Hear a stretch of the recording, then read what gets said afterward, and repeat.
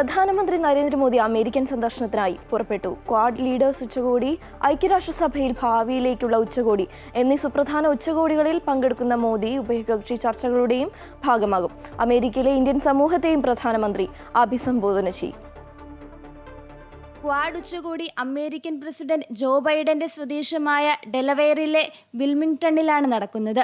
American president Joe Biden ആതിഥേയത്വം വഹിക്കുന്ന ഉച്ചകോടിയിൽ പ്രധാനമന്ത്രി നരേന്ദ്രമോദിക്കൊപ്പം ജപ്പാൻ പ്രധാനമന്ത്രി ഫ്യൂമിയോ കിഷിഡ, ഓസ്ട്രേലിയ പ്രധാനമന്ത്രി ആന്റണി ആൽബനീസ് എന്നിവരും പങ്കെടുക്കുന്നുണ്ട്. ഇന്ത്യ, അമേരിക്ക, ഓസ്ട്രേലിയ, ജപ്പാൻ എന്നീ രാജ്യങ്ങളുടെ കൂട്ടായ്മയാണ് ക്വാഡ് അഥവാ ക്വാഡ്രിലാറ്ററൽ സെക്യൂരിറ്റി ഡയലോഗ്. ക്വാഡ് രൂപീകരിച്ചിട്ട് 20 വർഷം പിന്നിടുന്നുവെന്ന പ്രത്യേകതയും ഡെലവെയറിൽ നടക്കുന്ന ഉച്ചകോടിക്കുണ്ട്.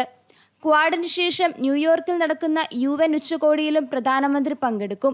പ്രധാനമന്ത്രി നയതന്ത്ര ഉഭയകക്ഷി ചർച്ചകളുടെയും ഭാഗമാകും. അമേരിക്ക ആസ്ഥാനമായുള്ള വൻ കമ്പനികളുടെ മേധാവിമാരുമായും പ്രധാനമന്ത്രി ചർച്ച നടത്തും. ന്യൂയോർക്കിൽ പ്രധാനമന്ത്രി ഇന്ത്യൻ സമൂഹത്തെയും അഭിസംബോധന ചെയ്യും.